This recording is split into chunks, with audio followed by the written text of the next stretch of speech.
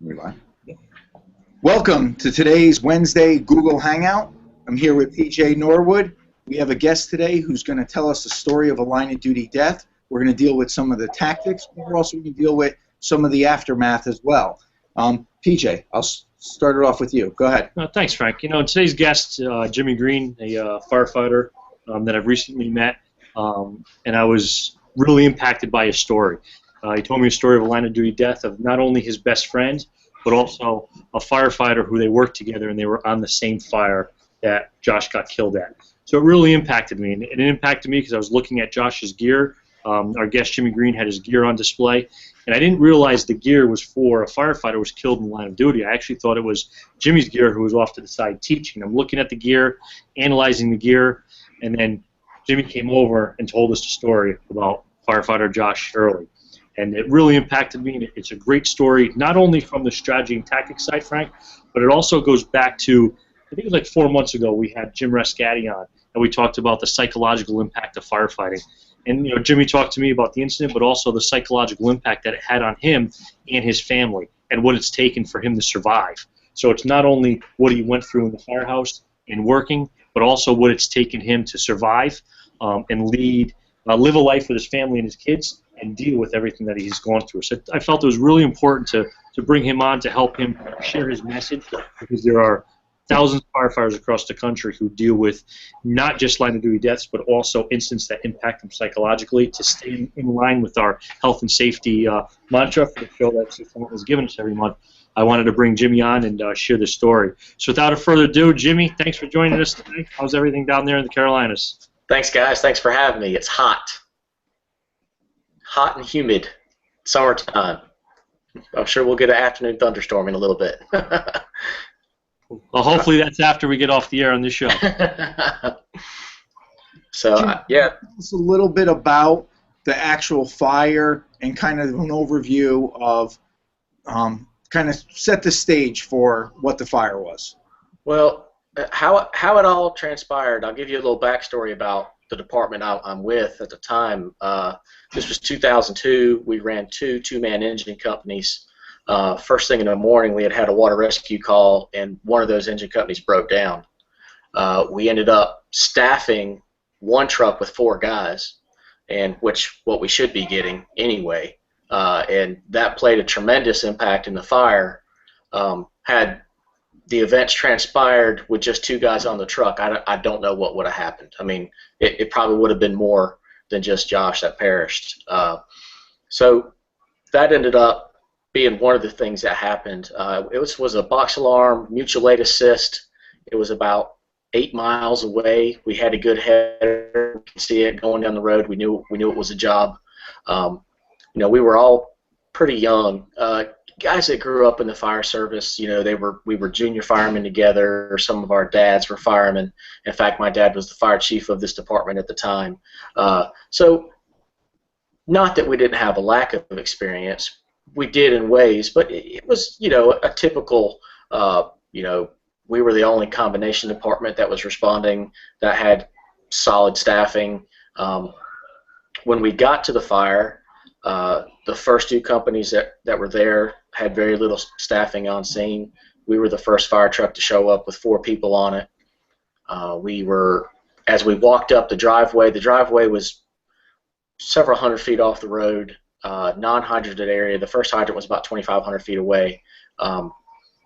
They split laid up the driveway. We tapped into theirs, and then another rig took off and established a full water supply. We never ran out of water. That wasn't a big issue.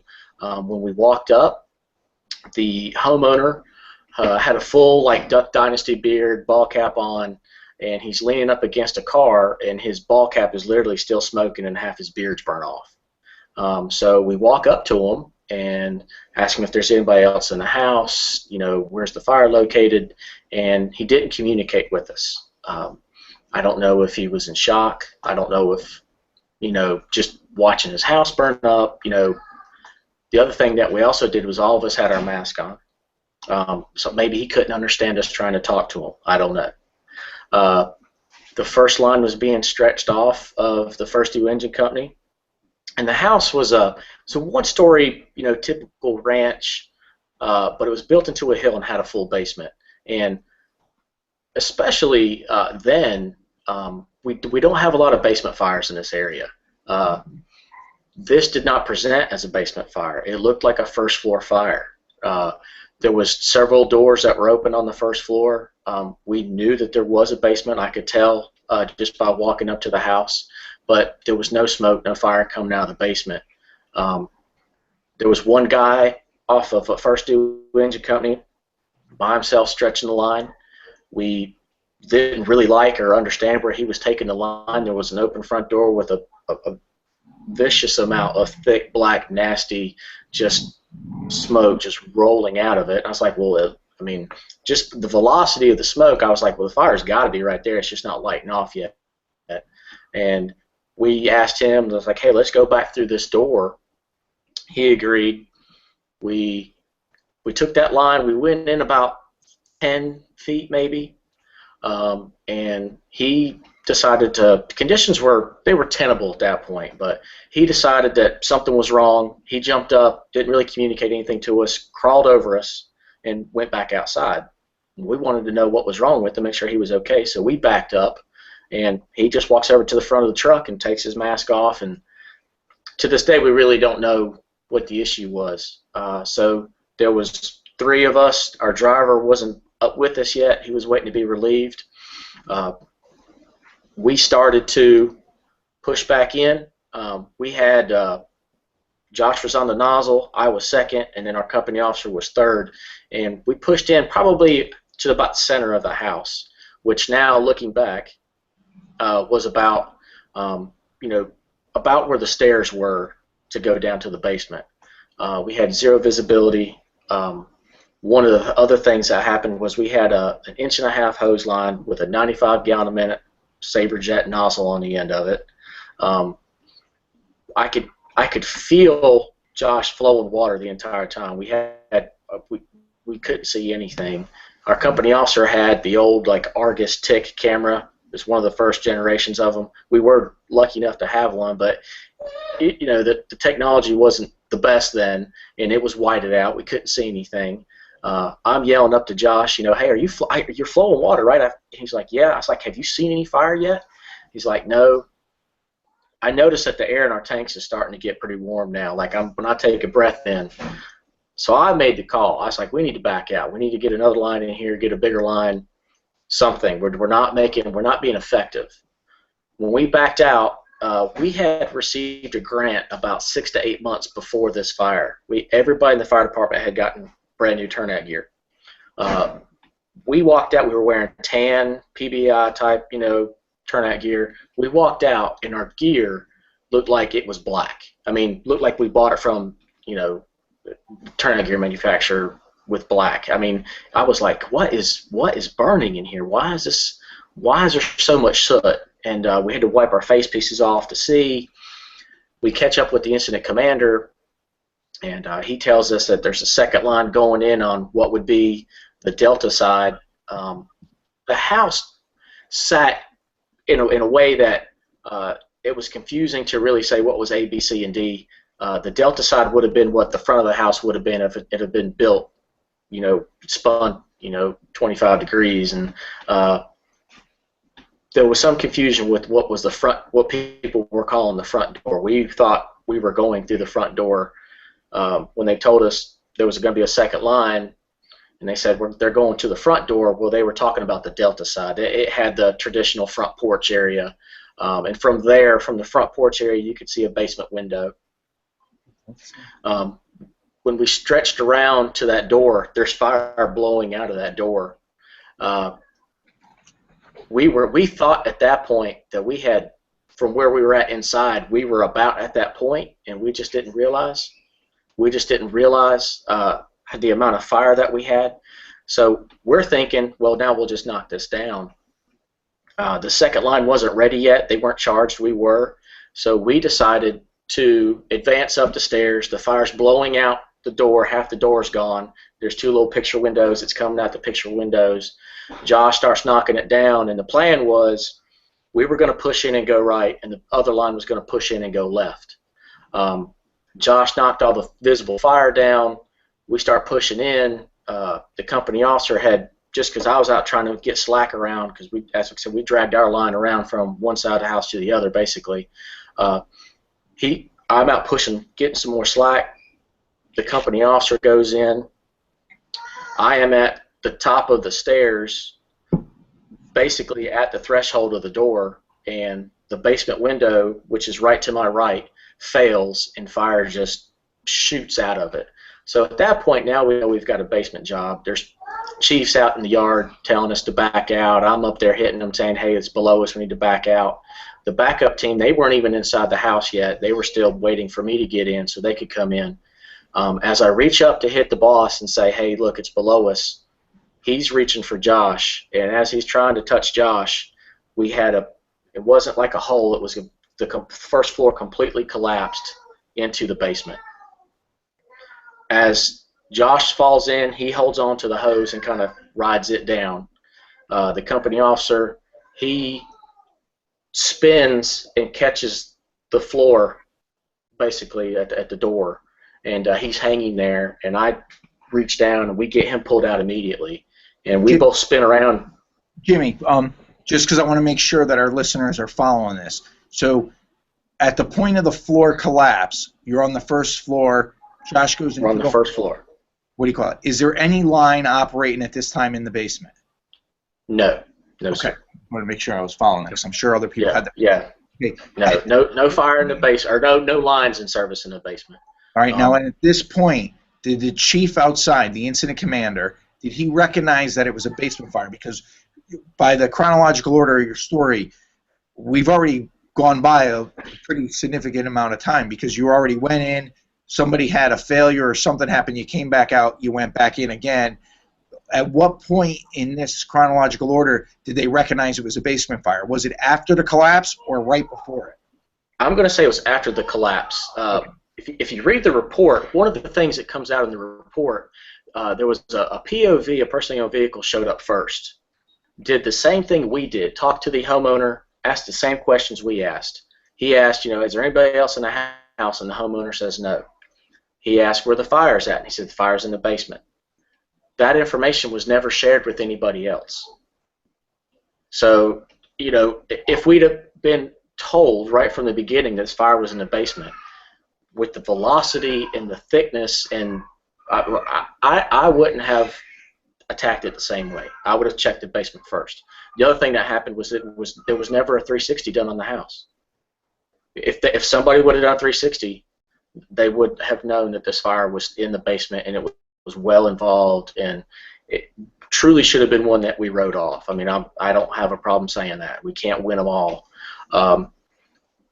Some of that goes back to, our tactics are, we're all in our 20s, and is there anybody going to enough fires besides our brothers in Detroit? I mean, so we finally get to go to a fire, and I've told PJ this, we think we're going to win everything, and this one was truly a fire that we risked a lot to save nothing. I mean, absolutely nothing. Now, because we didn't understand, maybe the guy couldn't. I don't want to second guess you guys that arrived on scene. Whether you're in your 20s or not, you pulled up, you had a viable victim outside that was smoking, and he was off-gassing in a sense. His beard was partially burned. You asked if anybody was in the house. He didn't respond. At that point in time, any firefighter, even if the house is almost a total loss, I would expect my firefighters at that point, you got to at least try to make that initial push and search as far as you can to where somebody could be savable. Maybe the situation would be what you'd call marginal, where we're going to get in,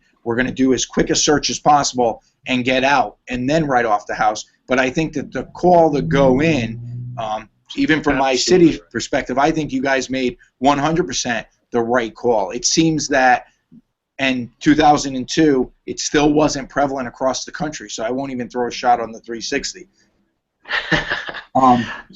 It wasn't even it wasn't prevalent around the country, so I think that the era right off the bat, this might have been a different fire. As the first line goes, so goes the fire. I've learned that enough being 18 years in the city. So if absolutely, or the chief assigned somebody to immediately walk around, you guys would have recognized it was a basement fire probably before you came out the first time, and it might have been a different fire. So we're out there and we're trying to make perfect decisions off of imperfect information. So as an instructor and as a firefighter, I just say, I wouldn't call a shot on, hey, it was a total loss, maybe we shouldn't go in there, because based off the imperfect information you had, I think you made the right call, just that nobody checked the back, and that would have changed the tactics, and it might have changed the fire. So I think you did the right thing. But, you know, unfortunately, when you go through something like this, for a very long time, you second guess everything. And I think we made the right call. Now, though, looking back, if I had to do this again, of course, because of the experience I had with this, and I've gotten a lot more experience since then, you know, my pool, I say this all the time, my pool of knowledge was very shallow at that time. I was doing what I had been trained to do. I go out to classes, I FDIC, different places, get all the experience you can get, and that's what's important. And now my pool is a little bit deeper. I'm by no means the best or you know everything. I'm humbled every time I get to talk to other guys, and but so that's that, I guess. When Josh fell in and we got the company officer out, he's got his hands up. He's calm and cool. He's not panicking. He's just got his hands up, and he's like, "Get me out, guys! I can't get out." And he tried to immediately climb the hose up. The hose almost immediately burnt through. The guys on the second line, they know something bad's happening. They don't know exactly what's happened, but they see the entire door frame full of fire, and they just see our legs sticking out, and they can't understand what we're doing. And they're flowing water into us, and we turned around and said, "Hey, we've got a floor collapse. We got guys in the basement. We're trying to get to them. We can see them." The other gentleman that was with me and myself, we're fingertip to fingertip with Josh. We just don't have enough to grab to get him out. Josh was 6'2". It was just a really deep basement. We're leaning into about our chest into the hole trying to reach him, and we just couldn't reach him. And within seconds, the chin strap on my helmet burns through, and my helmet falls in. I really start to feel the heat on my head at this point. And I look at the guy that's beside me, and I'm like, "This is not going to work." I said, "I'm going to get a ladder." I said, "Keep trying, So I come off the steps. At that point, the incident commander was pretty close by, and I rip my mask off, and I say, "We've had a collapse. Josh is in the basement. We can't get to him. We can see him. We can't reach him, and I'm going to get a ladder." At that point, our driver had been relieved, so he's actually running up. And I tell him the same thing. He kind of hears the whole thing happen. So he gets engaged, and he gets up to the door right where I was, and he helps facilitate the rescue also. I go to the engine company, and I start to drop the ladder rack, and in a matter of about 10 seconds, before I can even get the ladder off, they've got him out. And what happened was Josh actually disappeared for a second. And at that point, the guys that were in the doorway thought the worst had already happened. And what had happened was Josh actually realized that we were trying, but we couldn't get to him. He found a toolbox, pushed it up against the wall, stood on it, and that got him up high enough that the guys were able to grab him and get him out. So from the time of he fell in to the time we got him out was 30 to 45 seconds. But that's remarkable. With the conditions. Shows what kind of firefighter he was. The fact that even in a situation where you're burning, he had the wherewithal to know that, hey, the line burned through. I got to get out of here. He found something to stand on. So that alone says that this guy was the real deal. I mean, that's pretty remarkable. Now, Josh, going back in the report regarding Josh, the first line that he originally wrote down, did you remove that line from the basement and start trying to fight the fire from that point to keep it off of him, or did it? No. Did it burn through? That's where, from the report to what you're saying, it's not real clear to me. It burned through almost immediately, and the second line that was going to go left when we were going to go through the door, we were going to go right, the second line was going to go left. The second line's what fought most of the fire. Okay. Josh's hose line it was putting out some fire because it was burnt through and water was just going everywhere. But I tell people, I almost got sick the first time I saw it, but I mean, I tell everybody he fell into a flashover basically. I mean, from about the chest down, we couldn't see him. It was just a big, like basically like falling into a swimming pool of fire. Our brother out west that fell through the attic doing the vent job. When he fell through that hole in that roof and all that fire shot out, that is almost exactly what happened with us. Only instead we fell from the first floor into the basement. I mean, it was so eerie when I saw that video for the first time. I mean, I was like, that's what happened with us. It was just a different tactic, just a different fire, but that's basically what happened with us. Now, Jimmy, you got the line. It's operating on the. It's just inside the door. Did that line ever get right up to you guys to go in the hole while you guys were trying to grab him, or? No, because we're laying in the doorway. So they actually, some of those guys on that nozzle team sustained some burns because they had to stand up basically over us to knock down visible fire. What happened? Was there a rapid intervention team on this fire? There was not. Okay, there was so not. And again, like you talk about 2002. Go ahead. At this point, when it goes through, because I'm trying to just bring the perspective clearer to the viewers. Yep. I'm not trying to talk over you. I have the highest respect for you coming on here, and I really. At this point, he falls through. These guys are doing a tremendous job. They're standing up. They're taking a beating. You guys are laying down on your stomachs. You're trying to grab him and pull him out. At that point, did anybody stretch a line to the rear, or you just didn't have the personnel on scene? To be honest with you, I don't know. There's personnel on scene. We had requested when we were stretching in for the first time, we had requested ventilation, and we heard saws running as we were backing back out. So we thought the conditions were going to get a lot better. So there were guys on the roof. We had a good amount of firemen. This was a daytime fire again, 2002, for a bunch of volunteer departments and a couple combination departments. We had a good amount of people on the scene. RIT was, rapid intervention was kind of, it wasn't in vogue yet. Like there was talk about it, but it was just really getting down south. And I do say that, and it's in the report that establish a rapid intervention team. And it's my opinion that we could have had a FEMA USAR team worth of people in the front yard of this place. Unless somebody had a ladder with them, we wouldn't have got them out any faster. The conditions were such that that's what we needed. Nothing else was going to work. It didn't matter if we tried to pull them up with the hose. We were going to have to stand up in the fire to do that. If we would have dropped a piece of rope down there to them, I don't know if we burn our hose line. So I doubt a piece of rope would have helped either. So unless you had a ladder. I don't know that anything else would have happened. Not to knock away from rapid intervention. Rapid intervention is needed, and we do a very good job of it now. Post this fire, people understand it. At least in our area, we do take a look at things, and we are aggressive about stuff like that now. Jimmy, and not having a RIT team, even though we're talking about 2015 right now. Versus 2002, and everybody claims that they have a RIT team ready and waiting, a fully staffed and equipped RIT team waiting in the front lawn before anybody makes entry. But we understand reality. The difference between Frank's department and my department, we're bordering communities. Frank will show up with 30 what? At least 27 guys. 27 guys in the first alarm. My entire staff department, without the volunteers, because we just never know what the volunteers are going to show up. We only have 11 on staff during the day. So I can't sit here and tell you that I have a fully staffed functioning RIT team in the front lawn before my guys are making entry as well.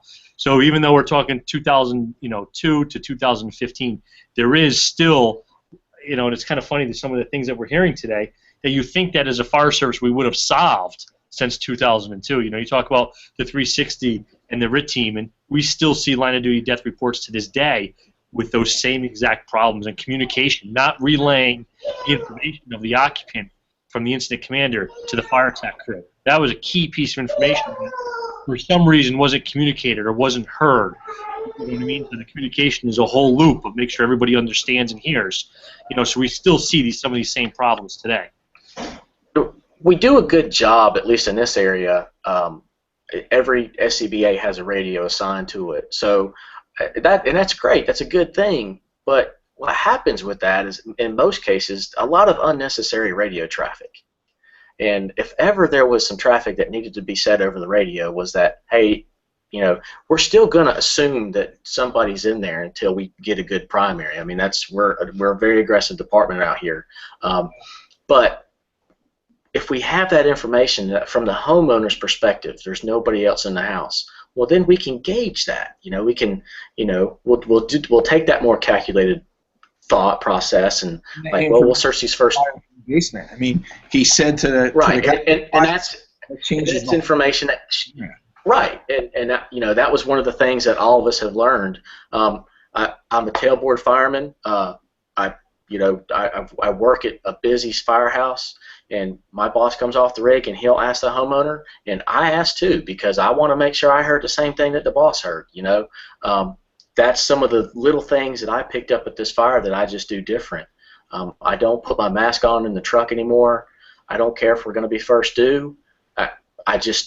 I practice enough that I can put my mask on at the door after I call for water, and you know, by the time water's to the nozzle, I'm suited up and ready to go. And I've had fires where I've talked to homeowners and they'll tell me where the fire's at, and if I hadn't been able to have that communication, I would have gone the wrong way, and somebody else would have put the fire out. So, you know, always and never is probably the worst two things we can say in the fire service.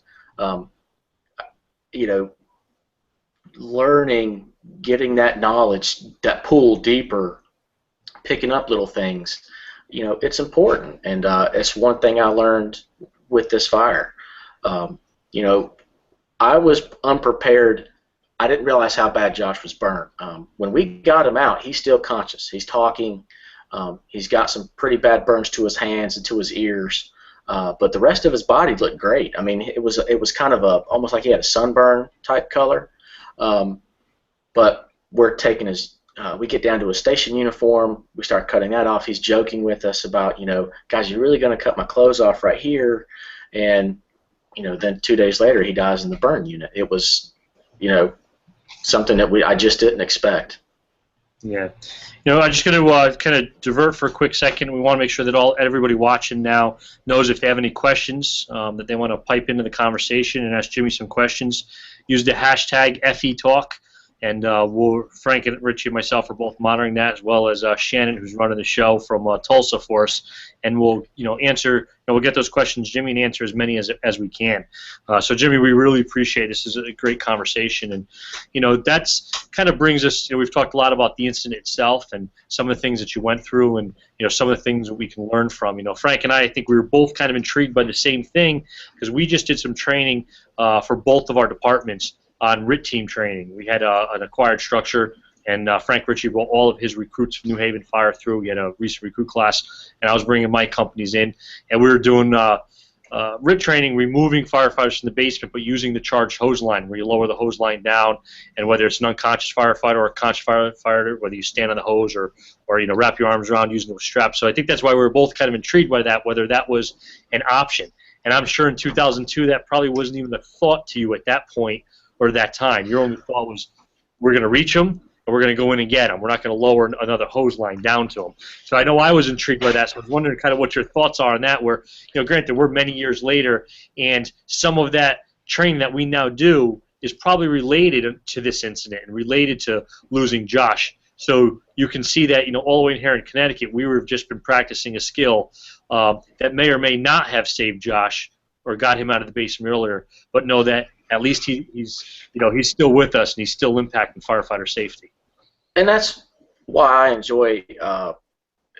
This has been the best medicine for me from an emotional and psychological standpoint. It's telling a story because he'd be doing it the same. I don't know that the hose tactic would have worked because the entire door frame is basically enveloped in fire, and we'd have had to stand up. And he didn't. It wasn't a partial or fell through a hole. The entire floor assembly pancaked.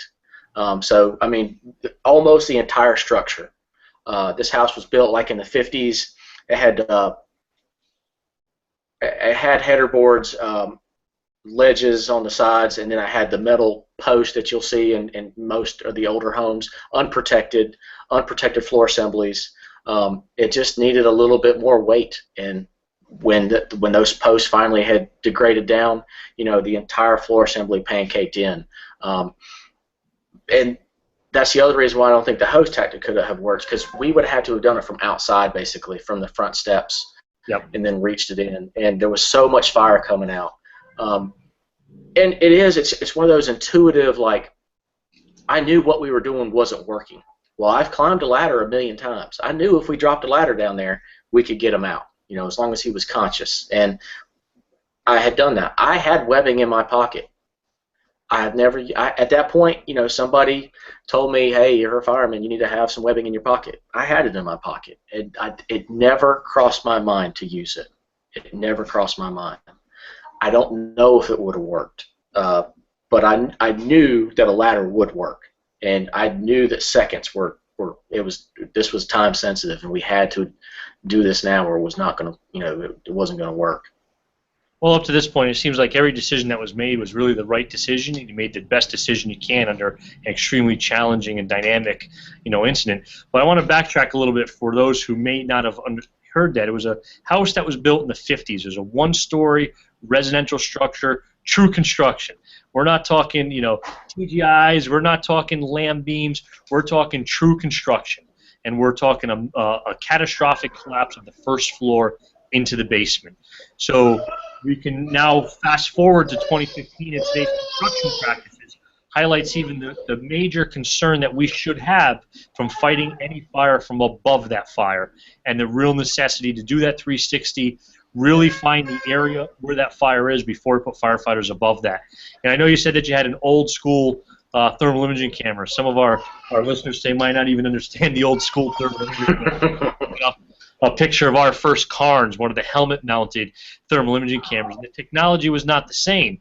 However, if we had that fire today, the firefighters watching today need to also understand, even with today's technology, the TIC has limitations. If that floor was carpeted and had that padding in place, you still may not have realized the amount of fire that you had below you. So if you're into those situations, you have to make sure you scan the whole room and look for the edges of the room. You know, in New England here, we have a lot of baseboard heating, so we have penetrations along the walls and the windows. And those are the areas that you need to look at. You scan the middle of a floor, you could have a 1,700-degree fire at the base of that floor underneath that basement, and you're not going to know it with your thermal imaging camera. You've got to do that 360, and you've got to see all four. One thing on the 360, and you know, I always call it the pendulum of injustice. We go from not doing any 360 to now seeing the first due engine company officer and the battalion chief holding hands like you're going to the prom, walking around the building as the fire gets bigger. So somebody has to do the 360, and it's got to be done quick. If the first due engine company and the battalion chief arrive at the same time, and the first due engine company thinks they know where to go to work, they should go to work, and the battalion chief will do the 360. And then if that battalion chief recognizes a basement fire and he needs to direct another engine company to stretch down or pull them out, they can do that. If the engine company arrives and the battalion chief's not there, this is what we tell the guys even in the city, and the battalion chief's not there, and you don't know where the fire is, you got to look. Or you think you got a basement fire, you got to look.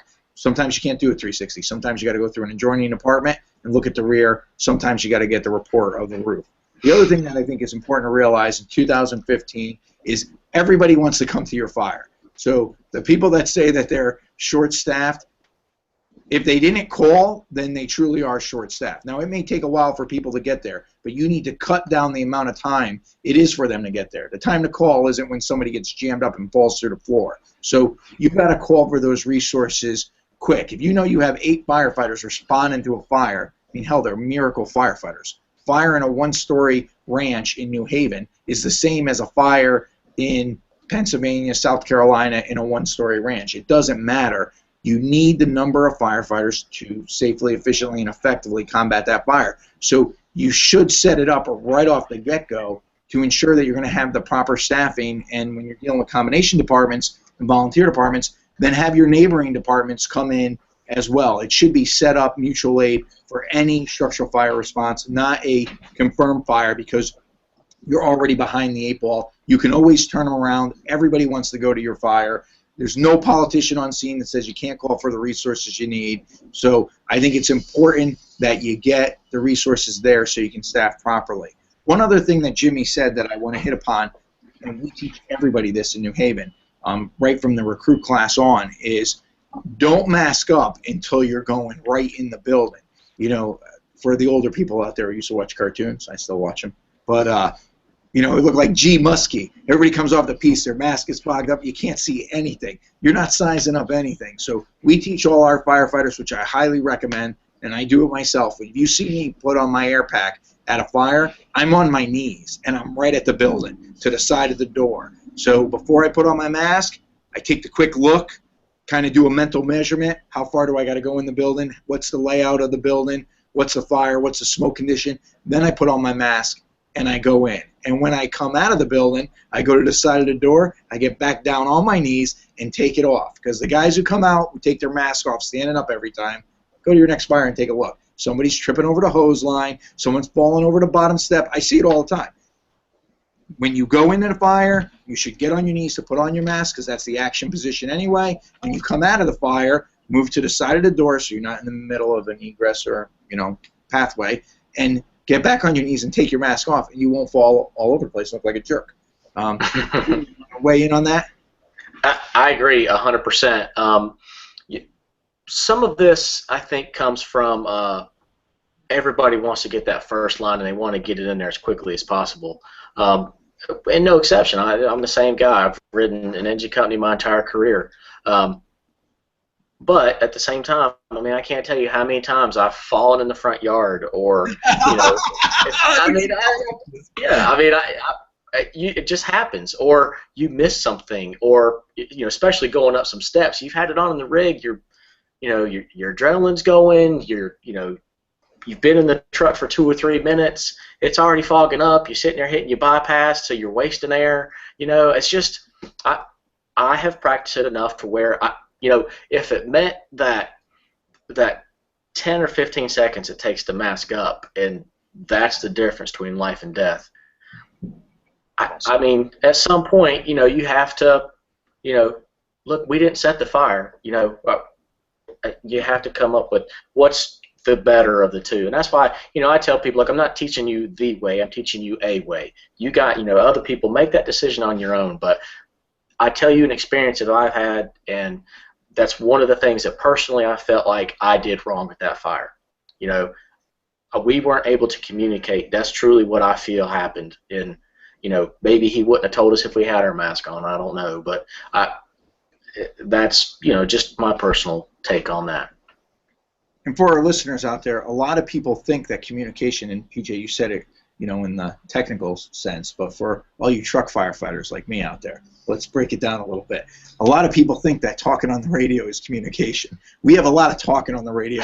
That goes for any fireground in America. We have very little communication. So what you were talking about is sending the message and receiving the message. It's as simply, if somebody says something, is it acknowledged for us lay people out there? Make sure they understand it. Make sure they understand it. So, Jimmy, what is your take now on RIT training? Obviously, you go at all your training with a very different mindset that most firefighters do.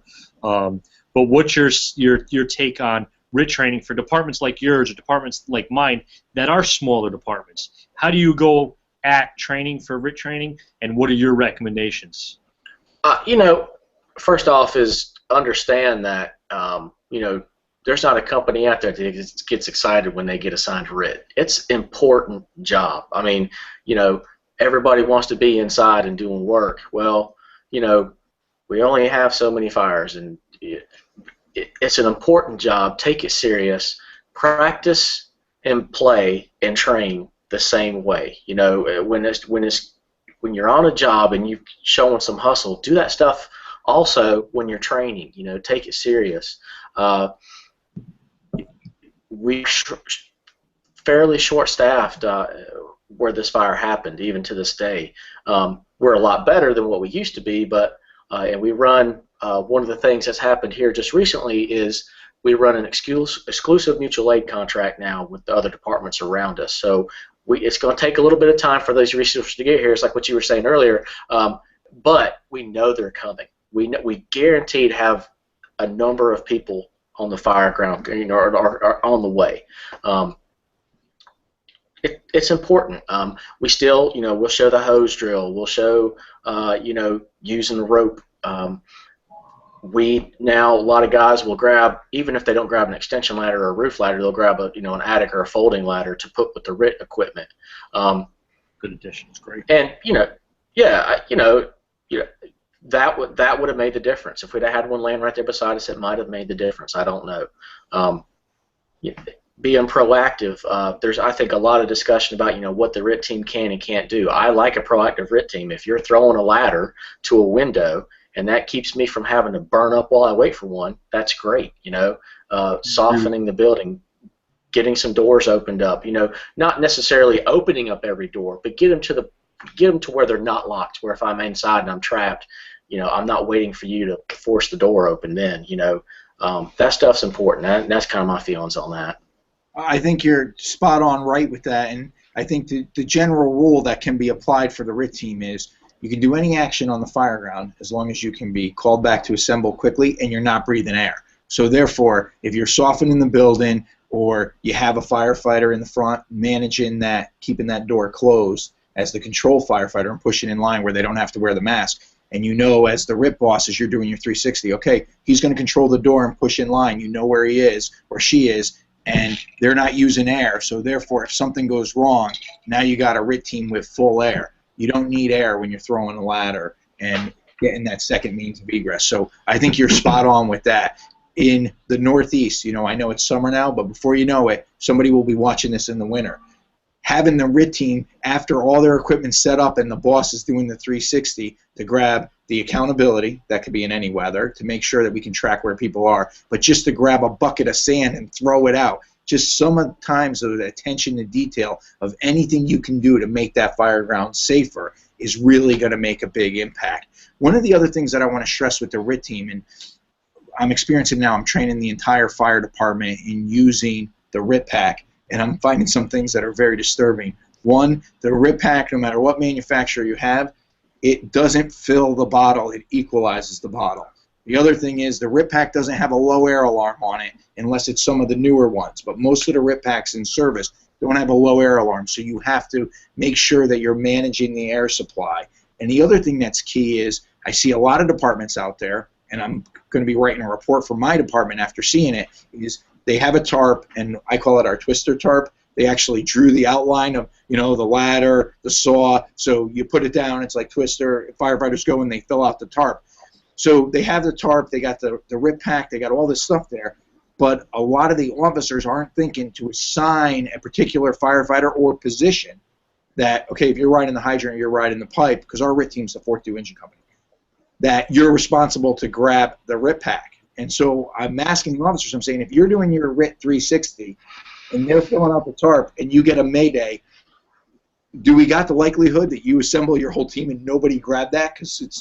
And everybody pretty much said, yeah, it's not something we even think about. So you got to start putting that into perspective. And the other thing is, get out there, have your companies train, smoke out the bottom of a staircase. It takes 15 minutes to do a complete blacked out drill where the officer is going to be able to update the mayday. The firefighters are going to get to put the mask on the different ways and really make the most of that training. And I got a large department.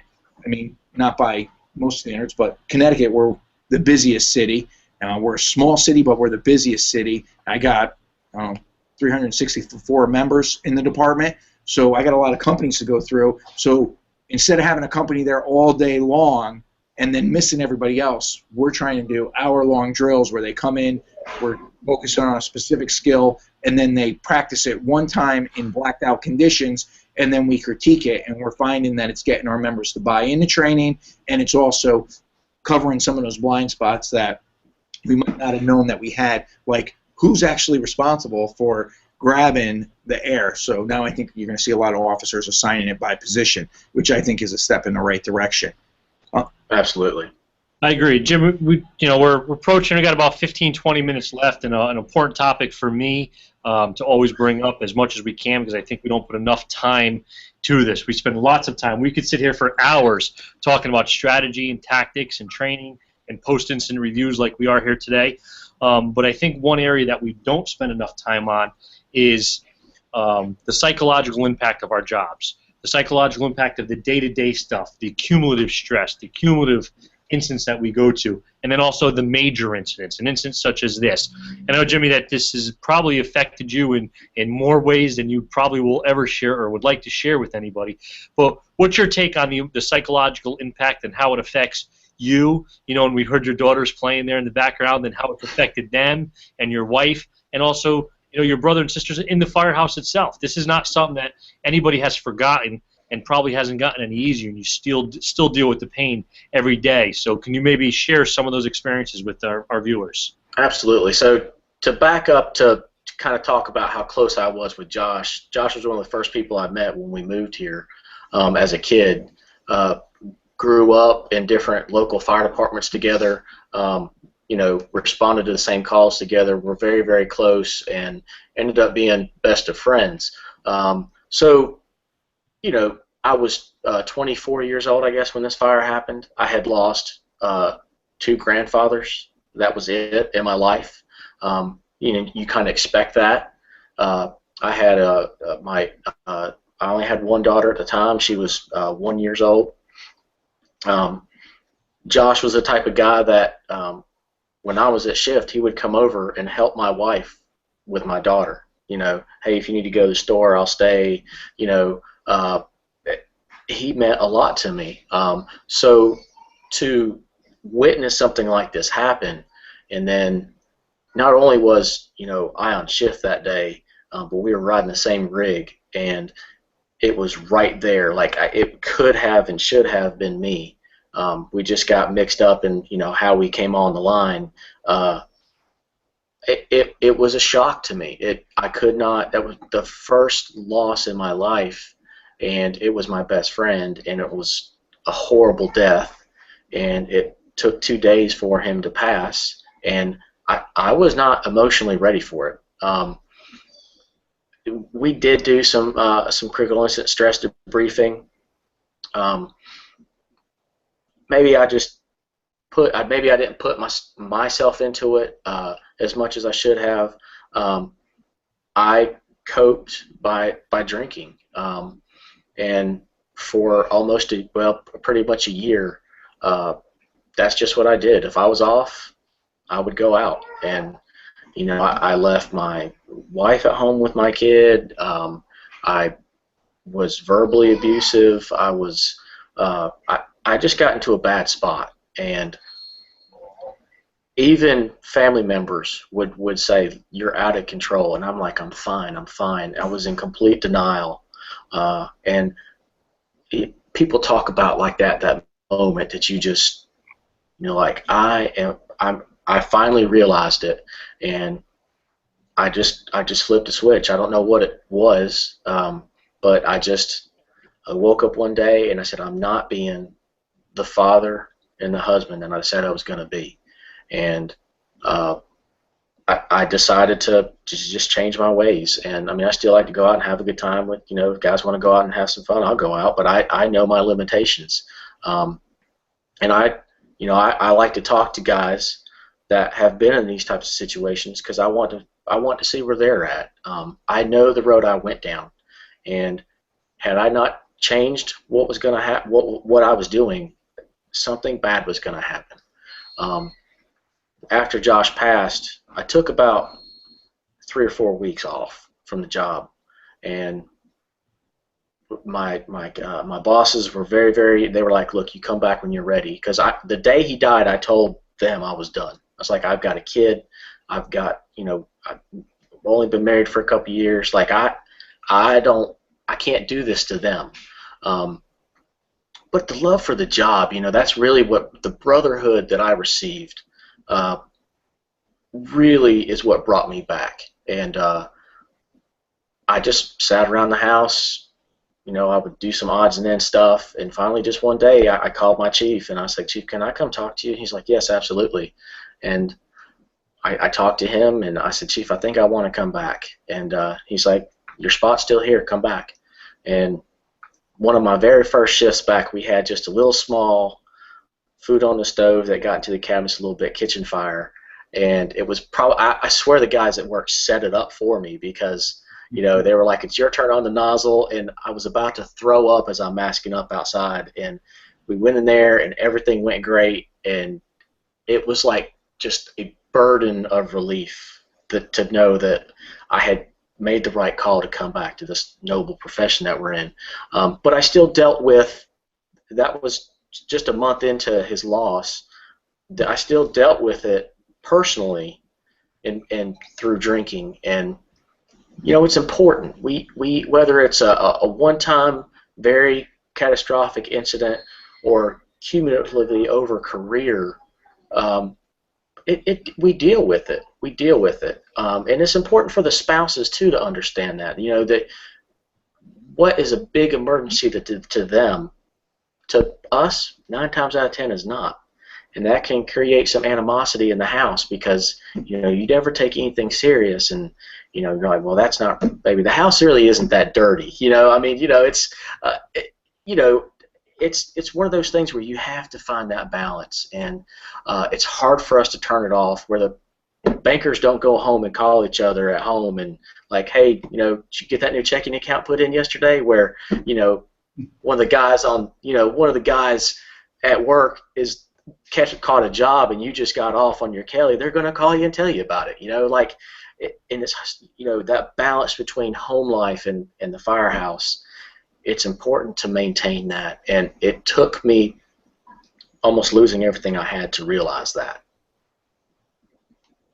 And Jim, I can't tell you, and I think I told you this when we met, how proud I am to have met you and to have heard your story and to know what you've overcome and what you still overcome. It's incredible. I walked away when we first met with goosebumps from head to toe and tears in my eyes just from hearing your story, and you brought back some of that to me today, and it's humbling to know that how strong of a person you are and how what kind of firefighter you are. That kind of says it. You're a firefighter, man, and you've been places that none of us ever want to be, and you've survived, and now you're making a difference. You're not just making a difference for yourself and for your daughters and for your wife, but you're making a difference for the fire service on a whole by sharing this message. And that's why it was really important for us to get on. And I'm sure Frank wants to jump in on here because we've done a lot of EAP stuff, and stress debriefings, and we try to train our membership before the incident happens so they're aware, they're understanding, which has really paid off in my department. We've had a couple of significant incidents, and the EAP guy comes in, it's not, oh crap, here's the AP guy, get out the couch and the coffee. They're familiar with them already, and they already have a bond and a relationship, so it makes it a little bit easier. Frank, and I know you've done some of the same things in New Haven. Yeah, I mean, Jimmy, it's a remarkable story, and we appreciate you sharing it with all our listeners out there. And you have a class in for FDIC. You'll get my recommendation, and I'll twist PJ's arm to make sure that he gets it as well. But our members got to realize, critical incident stress debriefing, it happens right after, but your life goes on. So, help shouldn't be the other 4-letter word. It's okay to ask for help. Well, my neighbor said to me one time it was snow, and I helped him get snow off his roof or something, and he's like, you guys firemen, they're just always helping everybody. So, but sometimes the firefighter needs help, and you gotta ask. And one of the things that I try to stress is, especially if you're in a leadership role in the department, and EAP comes in and they do the initial stress debriefing thing, and then they set up we always set up another day that they can all come down to the training academy. And I always tell the officers, because so many officers are like, oh, I'm fine, I don't want to go. And I always say, listen, you come for your company, because if your company knows you're coming, they are so much more likely to attend. So if you're completely fine, I'm glad, but if you can go for your company's sake. And what I found is when you do that, that guy goes when he probably should have gone anyway. But it gives him an excuse to go. And then with him going, the other crew got an excuse to go because they say, yeah, I really don't want to go either, but the boss is going, so I got to go there to support him. So everybody thinks they're supporting each other, and in the end they end up supporting each other. So, sometimes you gotta fool them. Got to be tactful. Well, and some of the best, I've been blessed. I have worked with some of the best firefighters, senior people, and bosses that if I get a new assignment every time, I've worked with some really great people, and it doesn't always have to be formal. I think that as a boss, though, you need to realize, like, look, okay, this might be a little bit past where let's talk for a second. Let me help you. And you know, some of the best conversations are just sitting around the kitchen table or around the tailboard out back with a cup of coffee and, you know, engaging your people. We're so apt with the technology that's in every firehouse nowadays. We're so apt to sit and just look at our phones or fire up the computer or, you know, guys, spend some quality time together and recognize, look out for each other. Recognize that, you know, if I hear that, you know, I've never seen you on the phone with your wife acting like that, then I should, you know, hey man, I'm not trying to get in your business, but is everything okay? And, you know, just look out for each other. You know, we're the only ones going to help ourselves. You know, look out for each other. You know, Jimmy, I was visiting a firehouse and I was teaching a class out of state, and they invited me to the firehouse for dinner. I sat down for dinner, and my phone went off. I took my phone, and I got a glare across the table from the firefighter inviting me. He says, "Just so you know, this is when we sit around the dinner table for dinner. It's a phone-free zone." And that's amazing. That's exactly what it should be. Yeah, you know, and I have that rule at home with my wife and my daughter. You know, when we sit down and eat dinner, and I never thought of it.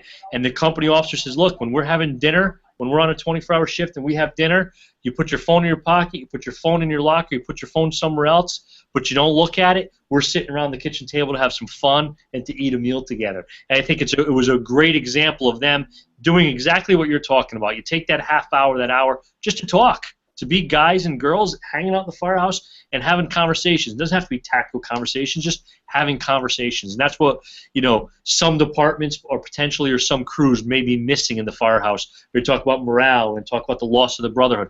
That may be one simple thing that a company officer or firefighter, you don't have to be the official officer. You could be that backseat. Could be the senior man. He's the one that runs the fire, or she's the one that runs the firehouse anyway, you know, whoever the senior person is. So maybe try that next time you go to work. If that's not a rule on your shift, maybe try it. Let Frank and I know how it works. Maybe we'll start a trend. Even start it out. If you have a day, like in New Haven, Sunday is sauce day, Fridays is pizza day. You go to any firehouse in the city, Sunday they're eating sauce. So even if you started it with one day, if we eat sauce, there's no phones, and try it out. I actually think it's a pretty good idea. And I know that you'd get plenty of senior men in the city to say, "No, this is my table." You know, "Hey boss, you're invited to eat with the crew. This is my table." Senior man, because where I used to work, the senior man, he cooked and he ran the kitchen, and he told me, "Hey Lou, you're putting down your phone." I would have put down my phone. So try. You know, Jimmy, and you know, we're coming up on 2 o'clock here, so out of respect for all those that are listening to this live, and for the hundreds and hundreds of firefighters across the country that will download this and they'll get to hear your story. You know, it's not just Frank and I, and you know, Shannon sitting in Tulsa right now. You know, I don't have the numbers here. Usually Chief Halton is available for us, but he's out at the University of Illinois, and him and Eric Roden are doing some phenomenal things with the ISFSI and the study that's going on out there with Gavin Horn and UL and NIST. I forget the other organizations, but a whole bunch of organizations doing some phenomenal studies right now as far as particulate matter and what we're exposed to during fires and also after the fire, during the overall phase, and what's on our gear and what we continue to get exposed to from off-gassing. So I know Chief Halton would have been here, but he's out working hard for us doing that with, along with Eric and everybody else. But from, you know, Frank and I and from Fire Engineering, we really thank you, man. We look forward to, you know, seeing you teaching at FDIC this year. I know it's your first year that you've submitted, and you submitted this story, the story of a line of duty death, and the story about Josh. And man, I really hope that we see you up on the stage teaching at FDIC, because this is just a start. You know, I know you've been sharing this story locally, but this is a story that nationally needs to be heard, because man, you're doing Josh proud, man, and I say that from all my heart. You're doing a great job, and I really appreciate it for every firefighter out there that's listening today. And I appreciate you guys having me on. It's an honor to.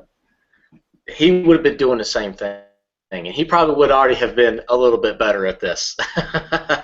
You're a little shaky. He probably would have been better at it, but you're helping him out and you're carrying on. And the fact is, we're not forgetting Josh, and I think that's important. I think that's what he would have wanted. We appreciate you submitting for FDIC. It is a process, so there is no guarantee to get in. A lot of our listeners have submitted for FDIC. It is rare to get in on your first year. My first year, I was turned down. So if you're out there and you get turned down your first year, you know, it's about persistence. Persistence always beats talent and genius. We know that. It's about keep getting the message out there. So But you will definitely have my recommendation to get in to tell your story, and hopefully the other board members feel the same way, and we get you out there this year. And we really appreciate your time. I think your story has a lot of value, and we're going to invite you on the next Politics and Tactics radio show, and we'll kind of rehash this up again. And you were a great guest, and on behalf of Bobby Halton, Eric Roden, Fire Engineering, Penwell, Fire Rescue Magazine, Fire Nation, I mean, the whole gambit, but we're all out here trying to get the word out to everybody. So thank you, and that's it for today's Google Hangout. Have a good day.